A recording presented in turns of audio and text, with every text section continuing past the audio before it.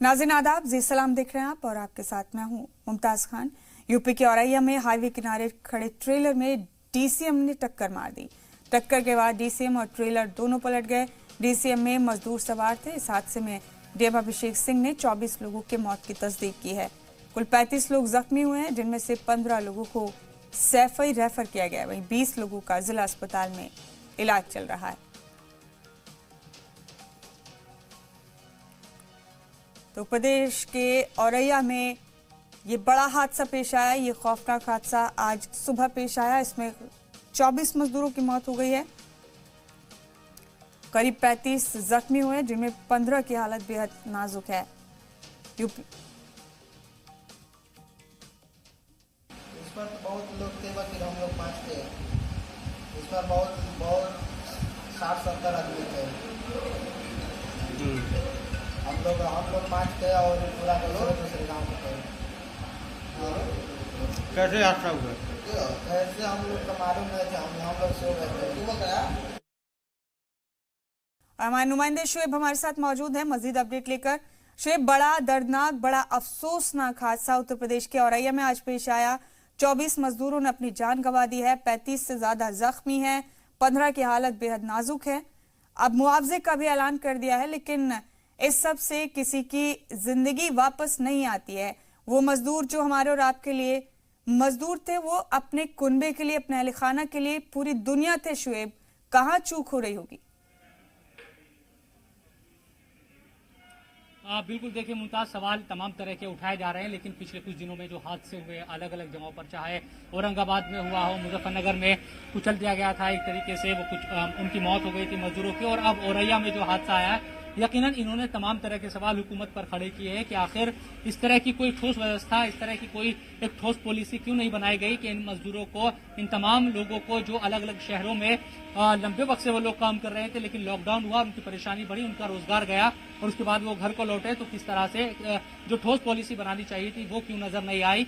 अभी हम देख रहे हैं कि अपोजिशन और हुकूमत के दरमियान आरोप प्रत्यारोप का जो सिलसिला है वो शुरू हुआ है इस पूरे मामले पर, लेकिन यहाँ ये वक्त राजनीति या सियासत करने का नहीं, बल्कि अब जो लोग, क्योंकि आज भी हम सुबह के वक्त, मैं इस वक्त क्योंकि नोएडा के दादरी रेलवे स्टेशन पर मौजूद हूँ, और हम सुबह जब यहाँ पर पहुंचे तो बीच बीच में हमारी बहुत सारे लोगों से जो बातचीत हुई, वो इसी जो मजदूर थे वो तब भी हमें मिले। तो कोई झांसी जा रहा था, कोई मध्य प्रदेश दूसरी जगहों पर जा रहा था, कोई बिहार के लिए निकला था, तो तमाम जो लोग हैं वो अभी भी निकल रहे हैं।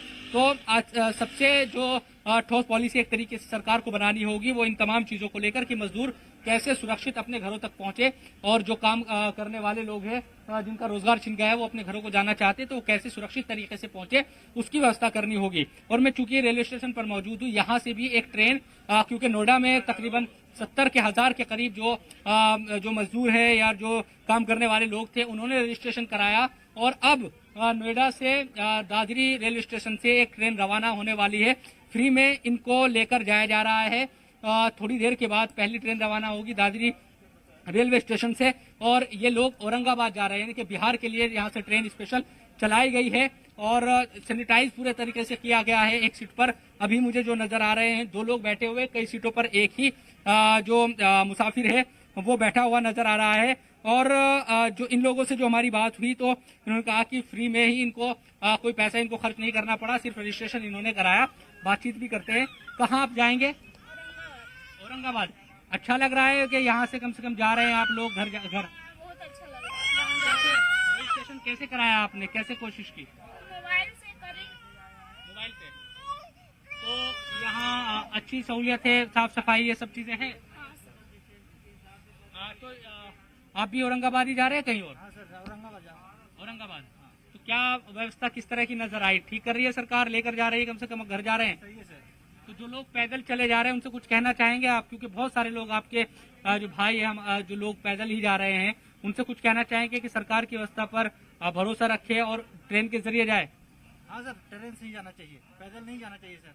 सरकार कम से कम दिया है तो उसको बात समझिए, ट्रेन से जाने की कृपा कीजिए। तो मुमताज, ये जो लोग हैं ये ट्रेन के जरिए अपने घरों तक पहुंच रहे हैं। सरकार ने इसकी व्यवस्था की है, लेकिन जो लोग अभी भी पैदल जा रहे हैं, क्योंकि कोशिश ये की जा रही है सरकार की तरफ से कि उन लोगों को रोका जाए और जो एक राज्य से दूसरे राज्य का जो बॉर्डर है उनको वहां से पार ना होने दिया जाए, ये कोशिशें सरकार की तरफ से की जा रही है। आप कहाँ, आप भी औरंगाबाद जा रहे हैं? हाँ सर, तो क्या करते थे यहाँ पर? यहाँ पर काम कर रहे हैं। क्यों जाना पड़ा नोएडा से आपको, क्यों औरंगाबाद जाना पड़ रहा है? कुछ आर्थिक प्रॉब्लम हो रही है यहाँ पे, जैसे कंपनी काम नहीं है? काम नहीं है। अच्छा, तो लौट कर आने का इरादा रखते हैं आपके, वापस भी आएंगे? अब देखा जाएगा, गांव गेला के बाद गांव पहुंचते हैं पहले। आपके मन में ख्याल नहीं आया जब इतने लोग पैदल जा रहे थे कि पैदल भी चला जाए? आपके नहीं मन में ख्याल आया एक बार भी? पैदल जाने से सरकार का नियम का उल्लंघन होगा ना, उसको पालन करते हुए तो और आपने सरकार को इंतजार भी किया सोचना कि चाहिए। ट्रेन चलेगी, व्यवस्था होगी तब जाएंगे? हाँ, तो ये लोग इंतजार किया। जिस तरह से मुमताज ये बता रहे हैं कि जब सरकार की व्यवस्था जब हुई तब ये लोग अब ट्रेन में बैठे हैं और कुछ देर के बाद ये ट्रेन यहाँ से रवाना होगी। उम्मीद करनी चाहिए कि इसी तरह से तमाम जो लोग हैं, जो लोग पैदल निकले हैं अपने घरों के लिए, वो थोड़ा सा सब्र करेंगे और जो भी प्रशासन या इंतजामिया की तरफ से एक हेल्पलाइन नंबर भी लगातार जारी है, कांटेक्ट करने की एक कोशिश उनको करनी चाहिए ताकि रजिस्ट्रेशन हो और रजिस्ट्रेशन के बाद वो आराम से ट्रेन के जरिए सुरक्षित तरीके से वो अपने घरों तक पहुंचे। ये तमाम लोग जो पैदल जाने की सोच रहे हैं या किसी तरह की परेशानी है, शुएब, यही उन बात लोगों समझ को में नहीं थोड़ा आ सा रही, सब्र और यही बात समझ में नहीं आ रही कि लोग परेशानी में ऐसा सोच रहे हैं क्योंकि पिछले करीब 1.5-2 महीने से इस तरह की मुसीबत में लोग आए हुए हैं, इसलिए सोच रहे हैं, बगैर सोचे समझे पैदल निकल रहे हैं अपने घरों की जानिब। ट्रेनें चलाई गई हैं, अगर माकूल इंतजाम किए गए हैं तो फिर लोगों से अब सब्र नहीं हो रहा है, अपने घर पहुंचने के लिए इंतजार नहीं कर पा रहे और यही वजह है कि लोग निकले जा रहे हैं क्योंकि यहाँ खाने पीने की किल्लत उनको आ जाती है, दिक्कतें रोज पेश आ रही हैं। छोटे छोटे बच्चों के साथ उन्हें मुख्तलिफ किस्म की मुसीबतों से रोज दो चार होना पड़ रहा है, इसीलिए अपने घरों की तरफ जाने लग रहे हैं। और पिछले एक हफ्ते में कई सड़क हादसे शुएब हो गए जिनमें ज्यादातर मजदूरों ने अपनी जान गंवाई। बिल्कुल मुमताज, देखिए यहाँ पर एक सवाल ये भी खड़ा हो रहा है कि क्या सरकार की तरफ से जो सहूलियत, जो व्यवस्था अब कराई जा रही है, कि अगर शुरुआती तौर पर जब लॉकडाउन हुआ और बड़ी तादाद में लोग सड़कों पर निकल आए थे, क्या ये तमाम तरह की जो व्यवस्था है तब नहीं हो सकती थी? क्योंकि लोगों को तो घर जाना ही था और लोग जाते रहे अपने अपने तरीके से। 2 महीने का वक्त अब चूंकि होने वाला है तो लोग रुक नहीं पाए, किसी का रोजगार चला गया, फैक्ट्रियां बंद हो गई, कंपनियां में ताले पड़ गए, जो कुछ ठेकेदारी करते थे, कुछ कंस्ट्रक्शन का काम करते थे, वो तमाम जो काम है वो तमाम बंद हो गए। तो लोगों के सामने रोजगार का संकट पैदा हो गया, खाने पीने के लाले पड़ गए। सरकार ये कहती जरूर रही कि वो खाना पहुंचवा रही है, राशन दे रही है, लेकिन जो लोग हैं उन तक शायद उस तरह की जो सहूलियत है वो नहीं मिल पाई और इसी वजह से चाहे बिहार, उत्तर प्रदेश हो, मध्य प्रदेश हो, बंगाल हो, तमाम जगहों पर लोगों का जो काफिला है लोगों का अपने घरों की तरफ को चल निकला। हाँ। अब चूंकि जब दबाव बना सरकार पर भी तो उसने तमाम तरह की जो श्रमिक ट्रेनें हैं, चलिए उम्मीद यही की जा सकती है शुएब कि अब ही सही, कम से कम देर से ही सही तमाम लोग अपने घर सही सलामत पहुंच पाए। बहुत शुक्रिया शुएब आपका, आप जुड़े हमारे साथ, बहुत बहुत शुक्रिया।